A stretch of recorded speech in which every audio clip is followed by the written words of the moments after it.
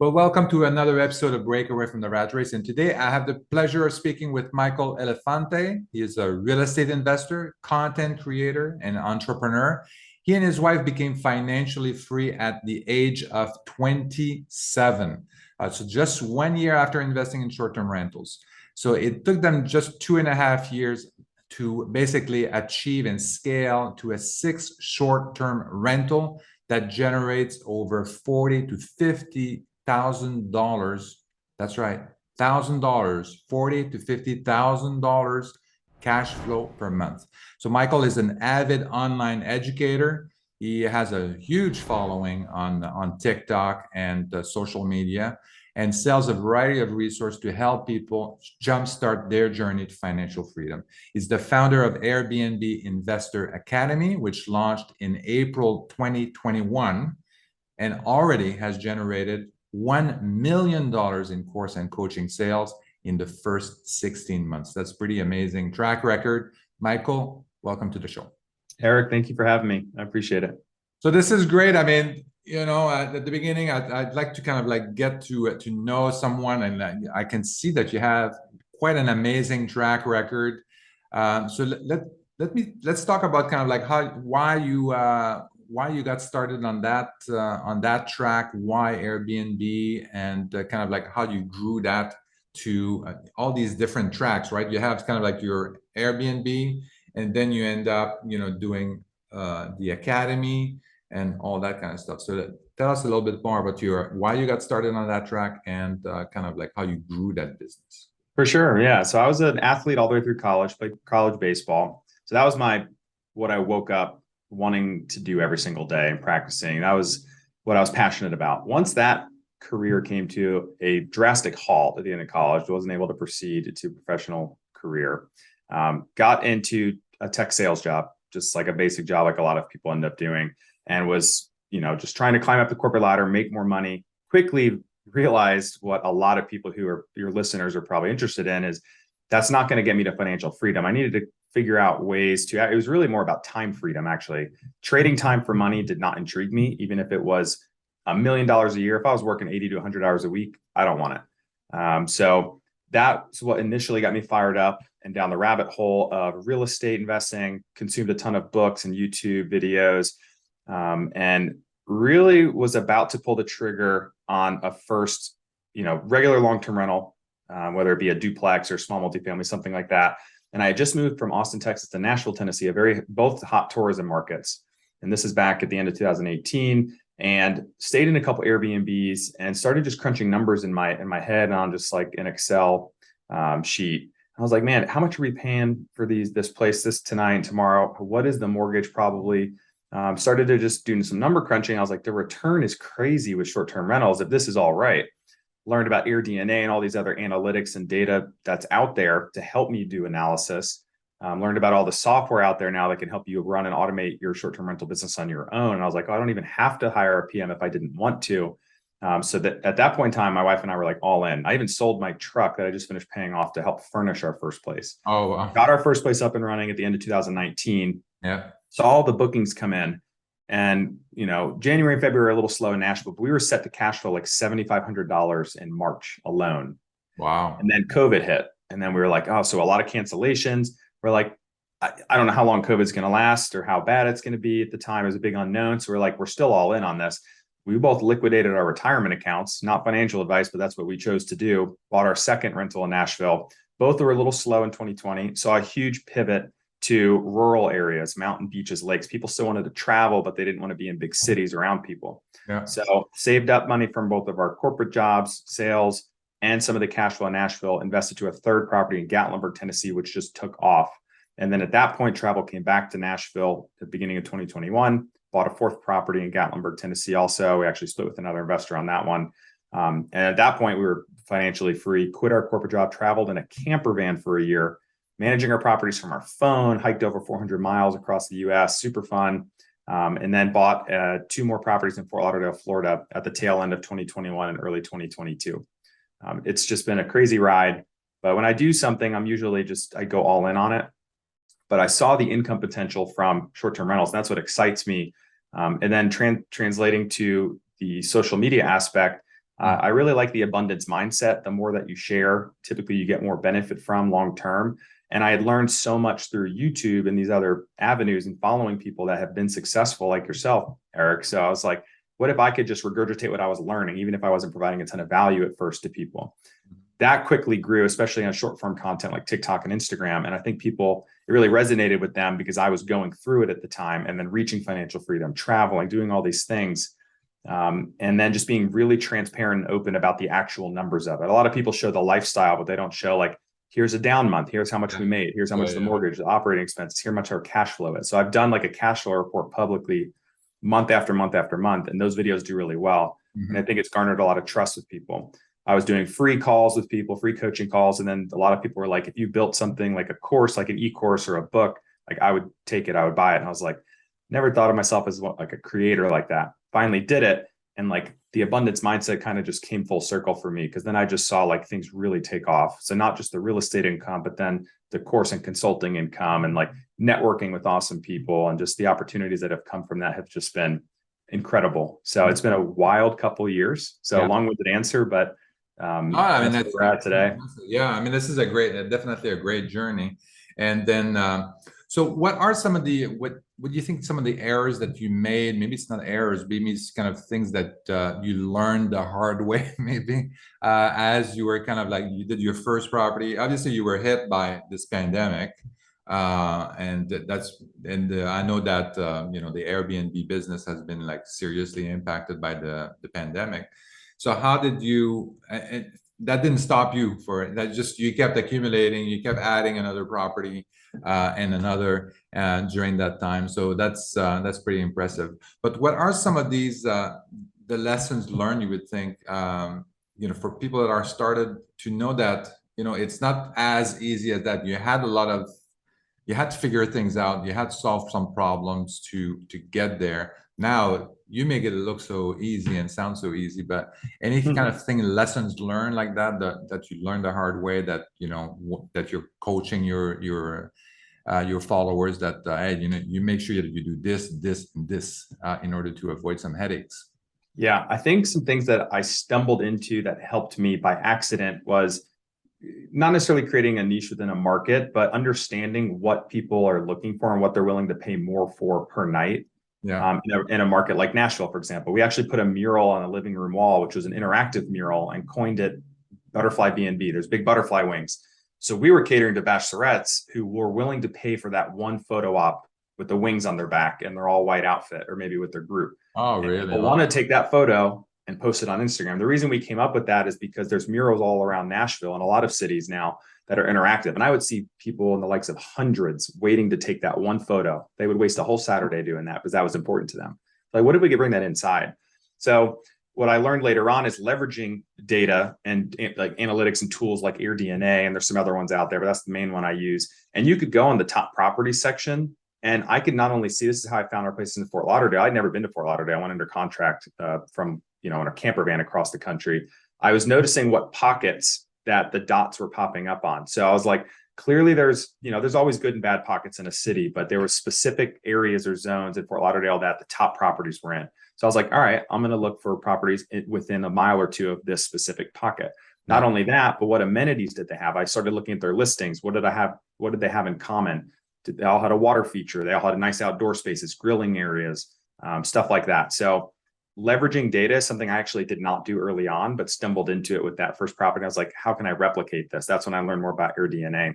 Yeah. One thing that I did not do early on, lesson learned, was leverage software to help automate the business, especially if you want to self-manage or manage for other people, like I've done with the property management company. Leverage tools like Guesty for Host. There's other property management softwares out there. That's the one I've used, or Guesty for Pros for our PM business. Price Labs or Wheelhouse to automate the pricing, and then look at market data. It builds comp sets for you to make sure your pricing is right. You don't want to leave money on the table during busy nights, or want to be charging too much and surpass bookings that you would have gotten if you lowered it by $100 a night. So leveraging tools to help automate, and then like softwares for cleaning, scheduling cleaners, anything that can take time off my plate without having to me at first pay for a PM, which can be expensive, 20 to 35% of your gross revenue or accommodation fee. If I can do it on my own and automate 90% of it, then I recommend that for everyone first starting out. Even if you want to hire a PM, it's good to learn, but like software tools are like invaluable to use. Yeah, so really focusing on the processes, even at the beginning, you may not feel like you really need it, but it's kind of like start thinking that way. So that's good. Yeah, I mean, that's one of the issue, I think, for people that are interested in Airbnb is that you're really a mini hotel. You have all the problems of a hotel all at once. And the tools, there are not, but there are more tools now, but there are, you have to get the tools of a hotel in order to manage it right. Like, how do you price your room or your accommodation in July versus August, September, and stuff like that? And maybe one weekend, because there's a special event, maybe it's higher than another weekend. So there's a lot of decisions that need to be made. And it sounds like there are a lot of tools out there, like you mentioned, Price Labs, AirDNA, to help you kind of make these decisions and so to maximize basically your return on investment, right? Yeah, absolutely. Definitely leverage data, leverage resources, learn from other people, anything you can to help make more informed decisions. And like you said, if you can avoid mistakes that you probably would have made early on just by leveraging either someone else or someone else's experience or information or data out there, I highly recommend doing it, because the amount of money you spend, if any at all, on these resources, I mean, it's going to pay high dividends long term in the business as you grow and scale.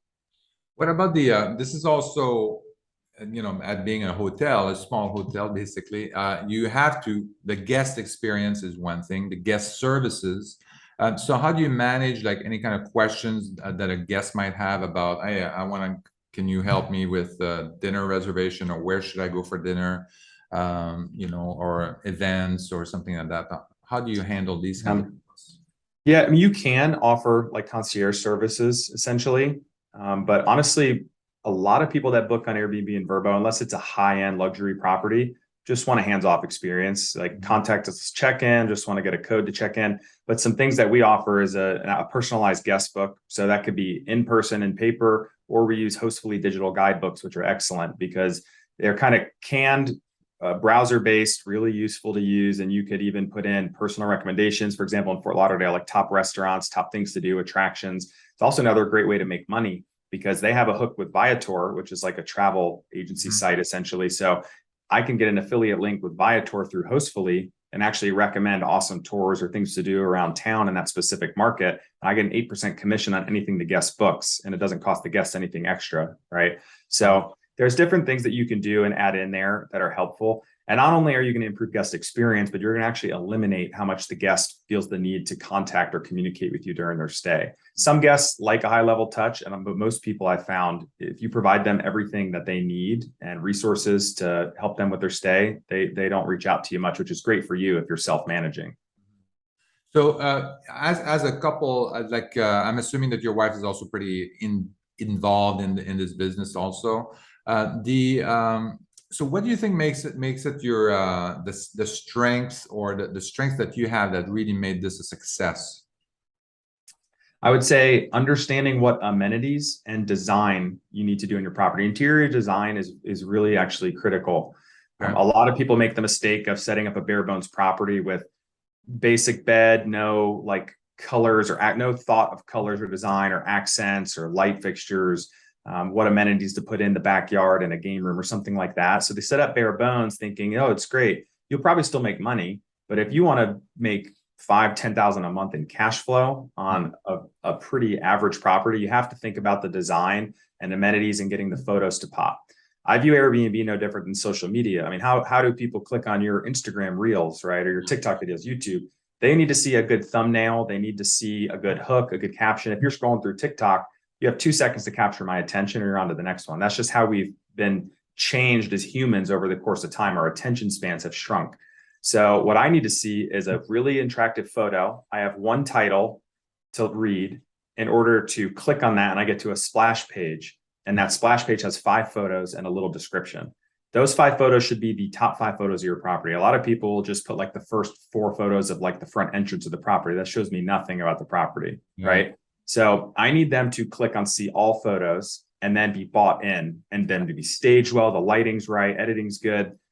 it's an emotional decision for a lot of people to book a family vacation. Yeah, We're spending a lot of money on one of our properties. I want them to be like, see themselves there having a great time.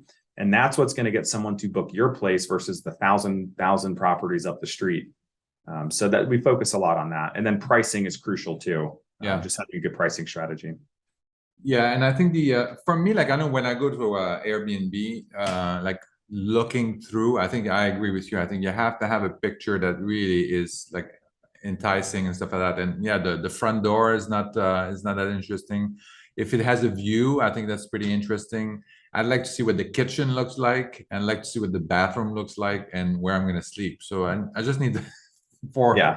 And maybe the living room if it's something interesting. But yeah, so as long as you have these 4 pictures covered, then you can go into the details. For sure. Do you think that your social media experience, like we mentioned earlier, I mean, you have a huge following, close to a million people in TikTok. Do you think that your experience, your social media experience, has helped you be successful in Airbnb? I think so. Yeah. I think it kind of holds me accountable to stay on top of trends and what's happening in the short-term rental space. Just because my content is crucial to all my other lines of business, if you will, or income streams. And also just doing coaching calls. Like I had 2 coaching calls today, which people can book an hour on Zoom with me, where I do group consulting, stuff like that. So I need to stay on top of what's happening in the industry and make sure I'm sharp there. So that helps me be better as a better operator, a better investor. The other thing it helps me do is like I do a lot of videos like how much could you make on Airbnb in XYZ market. So a lot of people like those videos because they're, then they're comment like, do my market. So 1, it's good for video traction. And 2, then I'm like, okay, cool. I learned about 50 new markets this week because I just was toying around in AirDNA. And that may help me make a bit more informed investment decision on my next one when I'm ready to deploy some money. Yeah, exactly. And I just one of your podcasts that you were going through every one of your 6 properties and how much you made in July, $100,000 in July of this year with your only 6 properties. So that's pretty amazing, and that's cash flow. I'm not talking about that was revenue. Cash flow. I think we were in the 40s. Okay. Yeah. But yeah, the revenue wise has been pretty crazy. We've been averaging, about 80 grand a month now with the 6, which is great. Our profit margins are great. They're 40 to 45%. Before they were about 50% before we refied several and pulled some cash out to make more investments on the first 4 that we bought. So the margins went down a little bit. Yeah. So that's great. For me also, like when I'm looking at these Airbnb, I had some bad experiences on Airbnbs. I'll be honest. And sometimes it has to do with they look good on the photos, but then when you go in there, it's like it's all staged furniture. It's like when you go in a stage home and it's just like it's not furniture that are meant, like it's not a chair that's meant to be to sit on. It looks good, but you don't want to sit on it. And the couch is like it's not a good couch, and the beds are crap, and then the kitchen is not doesn't work. So I don't need like an extra comfort. I just need the comfort of home in those things. And so how do you, when you look at these listing, Airbnb listing, how do you communicate that to a potential client, and how do you use that to differentiate yourself with other people out there? Yeah, so we try not to use like the same run-in-the-mill baseline furniture, like Amazon Basics type package for a lot of our places, especially if it's a higher end place. We're going to charge more. Like for a lot of our places, we had different bed frames. We use the same mattress type in all of our places because they're very comfortable. They're actually not that expensive, and we get comments all the time about where can I buy this mattress? I slept great at your place. So little things like that. But we definitely want to buy quality furniture on things that get heavy use, like couches, dining tables, chairs, some of the outdoor furniture, and the beds. One, we don't want bad reviews from guests because reviews are king. I mean, even think about a restaurant. If I'm looking at 2 restaurants in Fort Lauderdale, there's thousands of them out there. And one has, thousands of 5-star reviews and it's like a 4.8. And then I look at one that has maybe a couple hundred reviews and it's a 4.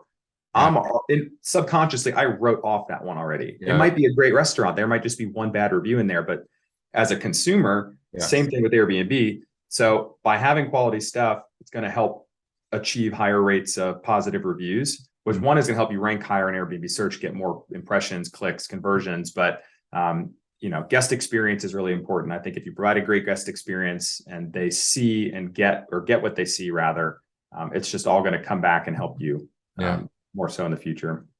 Yeah, so that's great. I mean, I was looking also. I was at a webinar or some seminar in San Francisco Bay Area, and there was a bunch of people that were doing Airbnb, and there's a lot of restrictions in San Francisco and all of California if you want to do Airbnb there. And the number of days that you can rent per year is, I think it's limited. It was limited to 3 months unless you were live in your house and you were renting one of the room. Then you can rent year round and stuff like that. And it was pretty interesting to see how people kind of missed the point about Airbnb, and they were kind of they didn't realize that they were in the service industry. That they were there to service client, and then they were kind of like. And some of them got like bad reviews from customers, and then their listing dropped, and then they had a hard time finding people to rent their space and all that kind of stuff. Staying on top of it is very important. Yep. Right. Yeah. It's really important to ranking higher in Airbnb search and understanding what goes into the algorithm, or at least at a base level, is crucial. And Airbnb is open about, I think, most of what goes into the algorithm. They have like a support article out there that tells you exactly the different criteria, how much it affects the listing. But positive reviews are huge on there for sure. How do you navigate kind of like the legal requirements? I don't know how big. I mean, you're big in Tennessee. You have like 2 in Nashville, I think 2 in Gatlinburg, and then and 2 in Fort Lauderdale. But the one in Tennessee, how's the legal requirements around there? I know in San Francisco and California, it was just, and it kept changing. It was just like you couldn't stay on top of that. Right. So how is it in Tennessee? How is it in Florida? And how do you pick a market? How do you know if your market is a good market or a bad market? Yeah, well, I mean, establishing if if it's a decent market, AirDNA is very helpful. You could look at historical data there. But as far as regulation is concerned, that is one of the trickiest things to evaluate for a market that's new to you. Tennessee's pretty lax on it. It's really dependent on the city or county, though. Every city could be very different. But Nashville, for example, they've gotten tighter on their rules, which kind of presents an opportunity. It's mostly around zoning, which is what a lot of cities are going to, like trying to eliminate either the quantity or just altogether any new permits that they issue for like purely residential areas. They're trying to make them be more in commercially or like multifamily mixed use areas. So that's the most difficult part. And then the other things is just applying for the permit and following the basic rules about like safety for guests. You might have a fire marshal inspection or something like that. But places like Nashville and Gatlinburg, like that brings in, like, I want to go out on a limb and say over 90% of the state's tax revenue is just from tourism, especially at Broadway and Nashville, and Gatlinburg is huge. I mean, each of those markets, the Smokies and Nashville, each get 15+ million visitors per year. Wow. So it is busy.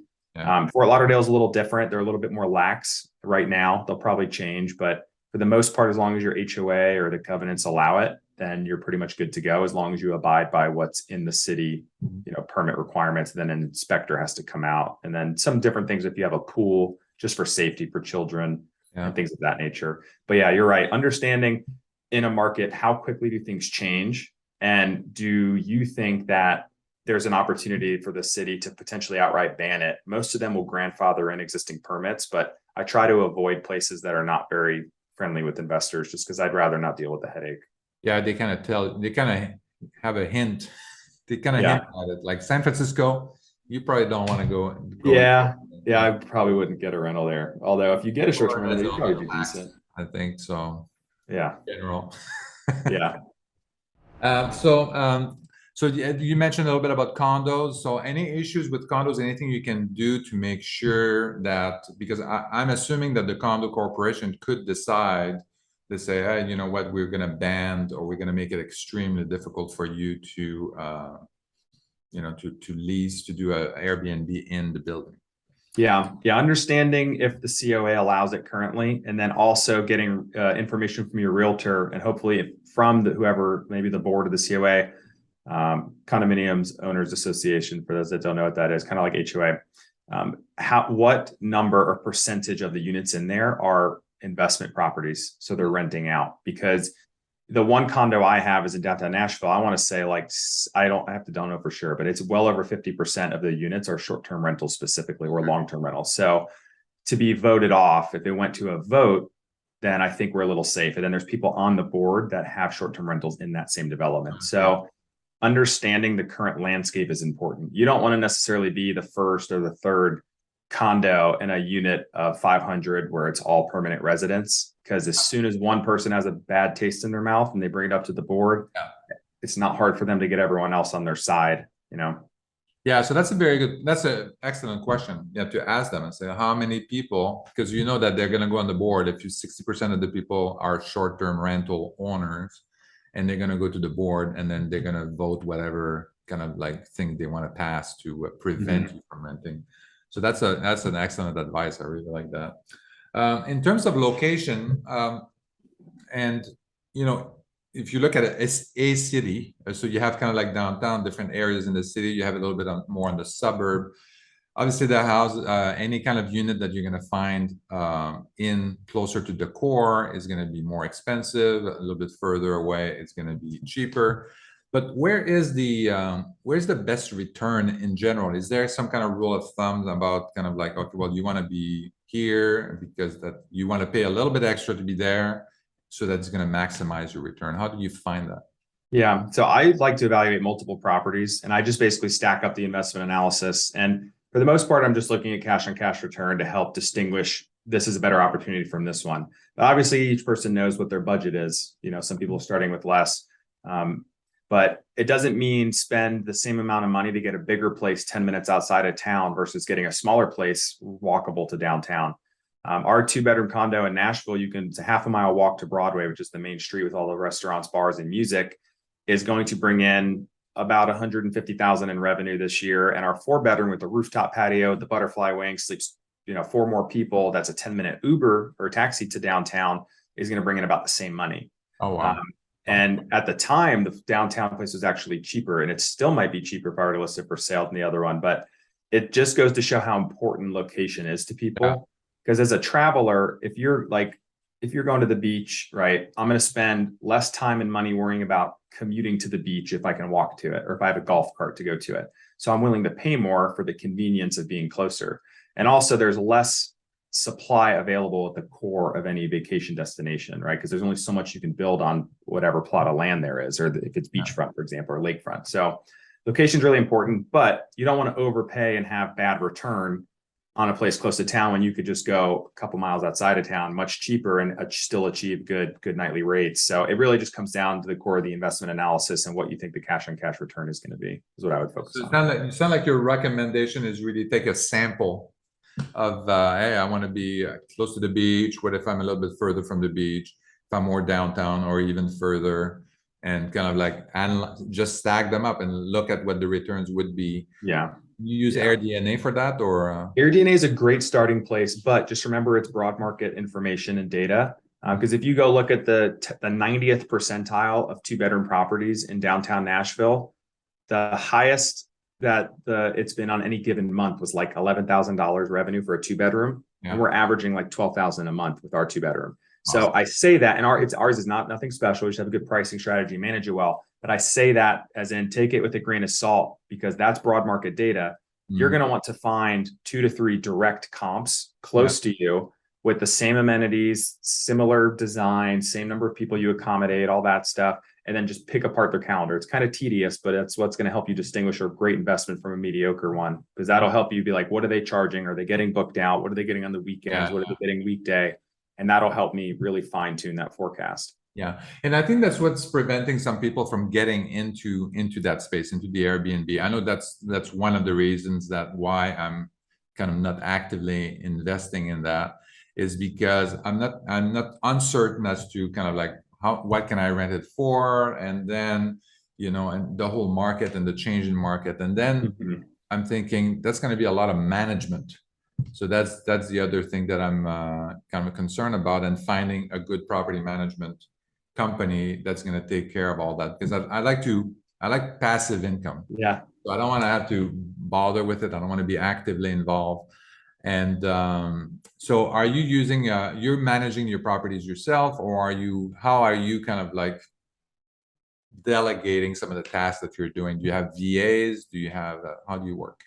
A lot of my friends or clients will leverage VAs. Up until this point, my wife and I have just had the time and flexible. We automate most of it. So we've actually managed ourselves, but probably this week or next, we're actually going to move it under my property management company, Home Team Vacation Rentals. So I trust my team because they use everything that I've built and teach and all the software properly and effectively. So Yeah. I think that's what helps make us different from a lot of legacy PMs. And we self-managed for so long because I don't trust a lot of legacy PMs, because I've bought properties that were on a management program and I've doubled the revenue overnight. Really? Wow. And it's crazy, but a lot of them, even some in the mountains, are handing guests keys at an office. And we live in a day and age where I could change the code from my phone for a guest. You know what I'm saying? Yeah. They're not leveraging tech or software. They're not up to it. They've been in business. They're set in their ways. And a lot of them will have the same price every single day for the entire year. This is our nightly rate. And I'm like, you are out of your mind, because you're missing out on thousands of dollars for busy days, and you're not getting booked because you're overpriced on not busy days. Yeah. And it's as simple as onboarding one of those pricing tools, you know? So a lot of the PMs don't do a good job, but I think that's what's helped our property management business grow so fast out of the gate, is because we're helping people drastically boost their revenue. Our services are basically for free at that point if we're boosting their revenue by 20 to 50%. Yeah, well, if it pays for itself, I think that's a very good price. Yeah. And that property management company that you have is Home Team Vacation Rental. Correct. Right. And then, so what's the percentage that you charge to manage a property?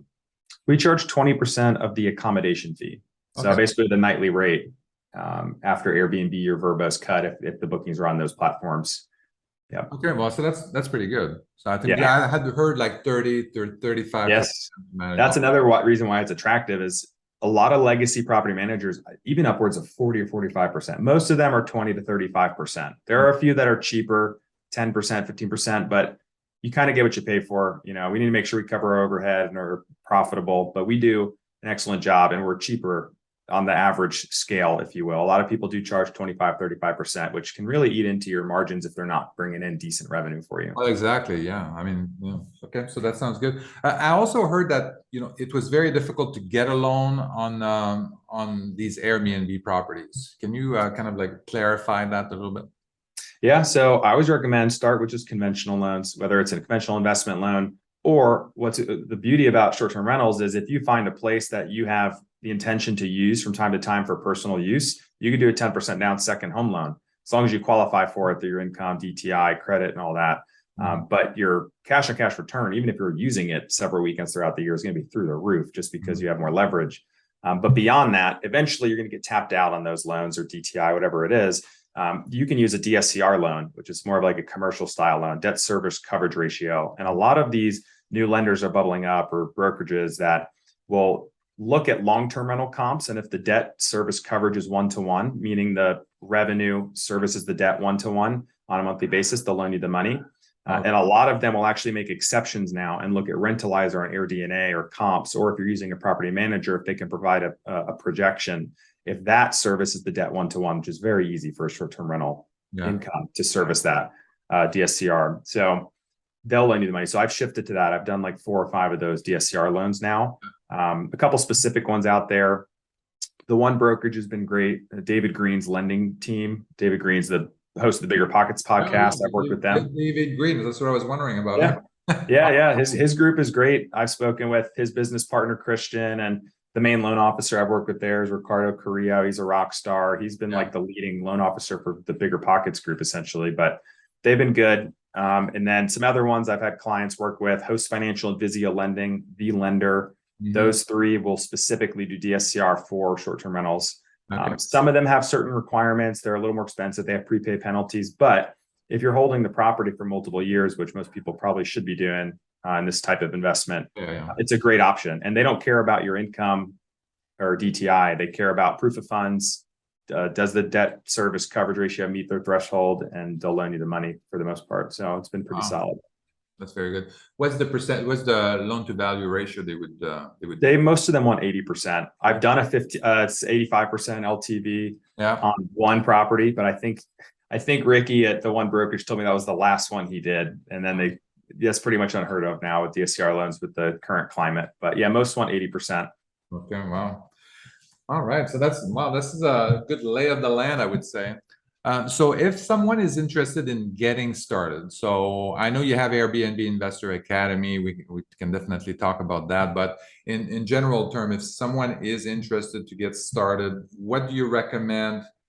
What kind of, do they have to have a special mindset, special skill set to or attitude to get involved into that? That number one. And then what other skills do they need to get started? What should they focus on? Yeah, I think anybody can get started in that. And one thing I didn't mention earlier, really cool thing about short-term rentals is you don't even have to buy the property to do really well with Airbnb, right? You guys have probably heard short-term rental arbitrage or Airbnb arbitrage, where you rent on a corporate lease and then re-rent out, or co-host or manage for somebody else or partner with someone. So there's lots of unique ways to get started. But honestly, just consume a bunch of content. If you can find a mentor, like with anything, that's very helpful. Offer to work for them for free, learn the business, learn how to manage, learn how to analyze properties, and then just leverage resources out there, free or paid. So it doesn't have to be Airbnb Investor Academy that I built. There's lots of good programs out there. There's other, online trainings, or even AirDNA has their own, blog and online resources. That's a paid, obviously, per market, but leverage that stuff. It's going to help you make more money, I think, over time, and make more informed or data-driven investment decisions. Any particular recommendations in terms of the market, in terms of size of the property, or anything like that? Not so much the size, but what I would say is on AirDNA, you can use filters. So you can look at top properties by property size, number of bedrooms, number of people they accommodate, and just try and notice trends on, hey, there's a lot of 2 bedrooms here. You can even see the quantity of 2 bedrooms versus 3 versus 4. And that can help you hone in on the specific type of property you want and what the true potential is. That can be helpful. And market, there's really, I'll call it 2 different types of markets. There's like a short-term rental market, which is like more of an urban area, like Fort Lauderdale, where you're going to get vacation travel, but you might get business travel, like random things, competing more with like hotels, but for bigger groups. And then you have vacation destinations, true vacation rentals, beach, mountains, lakes, destinations. So those are the 2 different types of markets. You really have to understand what's the supply like in that market and what's the demand like in that market. So leverage as much info as you can on like tourism. Is the market getting saturated with supply, which will put a downward pressure on average daily rates and make it a little more competitive, or is it ripe to grow? Which some markets are and some markets aren't. So just pay attention to that info and leverage what you can. Yeah. And then you mentioned also like start already kind of building your processes, your systems and stuff like that. So what are you using? Yeah. So obviously you're using Airbnb. You mentioned Price Lab, but what should people get started first on identifying a property, and then on managing the property and the pricing after that? Yeah, identifying the property. Always recommend leveraging a local team of real estate investor or real estate agent rather, because I have 2 criteria. One's a must and 2 is a nice to have. The must is they must work either primarily with or work with a lot of investors, specifically short-term rental investors, because investing in short-term rentals is very different from long-term rentals, and it's extremely different than residential, just real estate. So if they don't have experience selling short-term rentals, they may not understand why people are visiting that market, where they want to stay, why they're willing to spend more in that specific location, what place is booming versus not. It's not necessarily looking for like a good zip code with good schools and low crime and all that stuff. It could be very different. And then the nice to have is if they own and operate their own short-term rentals too, especially in that given market. The biggest takeaway from working with a local real estate agent who understands the STR landscape is the laws and regulations. Because if you're like, hey, Eric, here's my criteria for a property. I'm looking for a 3-bedroom property in this zip code, and it must be near this canal or on the water somewhere in Fort Lauderdale. I just completely blanked on where I was going with this, but the laws and regulations. So I need you to feed me properties that are zoned for non-owner occupied permits, right? Fort Lauderdale and any city usually has owner occupied versus non-owner occupied. I want to make sure it's zoned correctly so I don't have to waste my time analyzing a property, potentially going under contract and being like, oh my gosh, I can't even legally rent it. So leverage local teams and resources. So that way it takes time off your plate. I'm only going to evaluate properties that are zoned legally for it. So that's very helpful. Okay, that sounds very good. And then, so after that, managing the property and making sure that you're doing it at the right price, and making sure that also things for guests, make sure that they're satisfied. How do you do that? Yeah. I mean, just understanding, again, this kind of goes in the research on the forefront, what people need in that specific market, what amenities to provide. So make sure you furnish it correctly and make sure it's furnished like a house. I mean, you want to make sure all like everything they need to cook a meal, especially if it's for a bigger group. A lot of people like that. Like you said earlier, you want to look at the kitchen, see what that's like.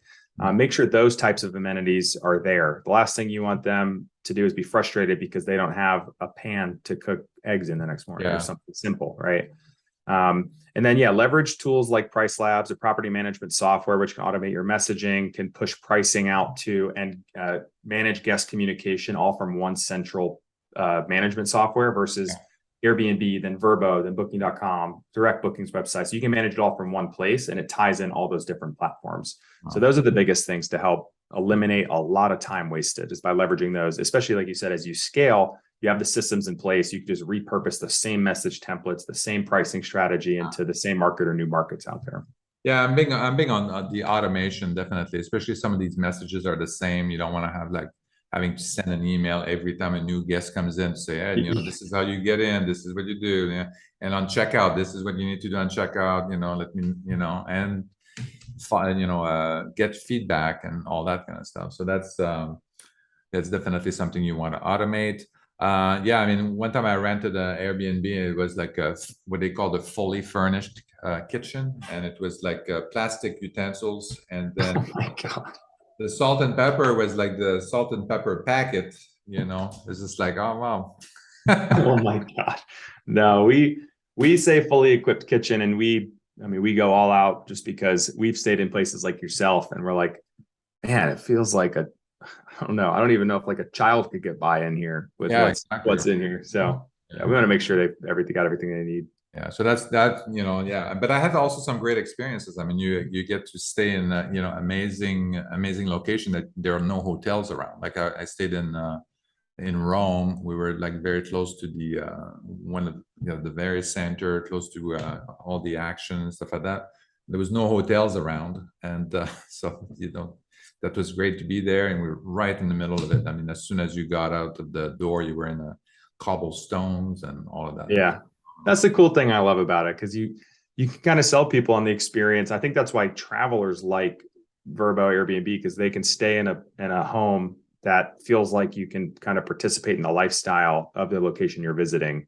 And a hotel sometimes can give you that vibe, but sometimes not as well, because a lot of them are if it's a chain, it's going to be pretty similar everywhere you go. So that's kind of like, that's the kind of travel that I like to do too. Like I'm not a big, I don't like necessarily to go on tourist locations and attractions. I do a couple, but I'm just happy to just sit at the cafe and drink coffee or wine and watch people than going in a museum or, visit some ruins. Yeah. We travel well together then. My wife is very well traveled, and she gave me the travel bug a number of years ago, but she likes to like really experience the culture and like talk to people and stuff like that, which is really fun for us. I really like it. So finally, Michael, so kind of what do you see I mean, we have the recessions potentially, 90% certain we're going to have a recession.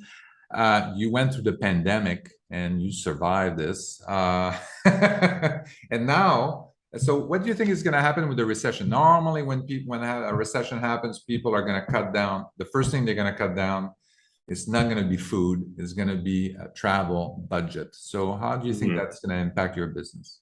Yeah, I think there's probably going to be some impact for sure. I think something that we've done and I always recommend to people is people will still travel. They may spend less, but they're still going to pick the best option and place to stay in. So even if prices are suppressed in order to capture that demand, I'm going to get booked and they won't. That's my opinion on how we furnish and set up places, right? And attracting guests. So I think you can kind of set yourself up for success, even in tough markets. And, I don't know what's going to happen with looming recession or how that may impact travel, but I can be certain that it can't be worse than what happened with COVID and urban markets. I mean, I would that have was to that agree. was tough. And we were only Yeah. cash flow negative 2 months in 2020. The rest we were still cash flow positive, Wow. even in Nashville. We just had to pivot our pricing strategy, who we were catering towards. So there's always people on the move. And people, even in tough times like COVID, I mean, people were itching to travel. And that's why there was such a big boom of travel pretty shortly thereafter. Yeah, that's true. So yeah, I don't know what's going to happen with the market. I honestly don't know. I think it's going to maybe be more market dependent, considering real estate prices. I mean, with the way interest rates are going, there's no way that prices can continue to rise at the level that they have been. So as far as like an investment standpoint, you know, I'm holding a little bit more cash than I normally would, and I'm just being a little more opportunistic, because I think in any downturn, there's probably going to be some great opportunities that come about as well. So I'm just trying to prepare for good opportunities to come about. But yeah, I totally agree. I think this is a very good summary. Is that I also think that the real estate is going to adjust unevenly across the country. I mean, we're already seeing some price adjustment in Austin, in Phoenix, and all of that were like going like this a few months ago, and now they're going kind of like this. So I think it's definitely going to be by market, by city. And then if you're a little bit more liquid, I think you can take advantage of some opportunities in some markets. So I'm hoping for some opportunities here in Fort Lauderdale, you know. Yeah, Fort Lauderdale was a seller's market, man. It was tough when I was down there. It was funny, I'll tell you, rolling up in a camper van. Yeah. Because we were still traveling at that point in time, rolling up in a camper van to $1 million property with Mercedes, Tesla, like Lambo, like there's all sorts of crazy. 50 people there trying to just get a bid in on a property. Here we come in a camper van, like here's our offer. You know, it's pretty funny. Now it's more of a buyer's market there, but it was funny. Yeah, it's not quite a buyer's market yet, but I think it's more so than I should say, more so than it was maybe the end of 2021. You know, with you couldn't even you wouldn't even get looked at if you waive all the appraisal and inspections, 50 grand over, 100 grand over asking, and they wouldn't even entertain it. It's been like that in California for years, like at least like 15, 20 years. Crazy. Well, so Michael, thank you very much. I think you're a real inspiration. I think you've inspired me, I think, to kind of look more closely at Airbnb. One of my biggest problem was to find a real property management company that's going to help me manage everything and then market it. And I think with your what is it called again? Home Team Vacation Rental, so your property management company. I think that could give me kind of like some assistance for managing the property. So I'd definitely look into that. And of course, if you're getting started, if you're interested, I would definitely check out Airbnb Investor Academy. That's led by Michael. Michael put a lot of content also on TikTok, and I'm assuming also on Instagram and other social media. He's very, very transparent about what's happening with his properties. He shares all the numbers.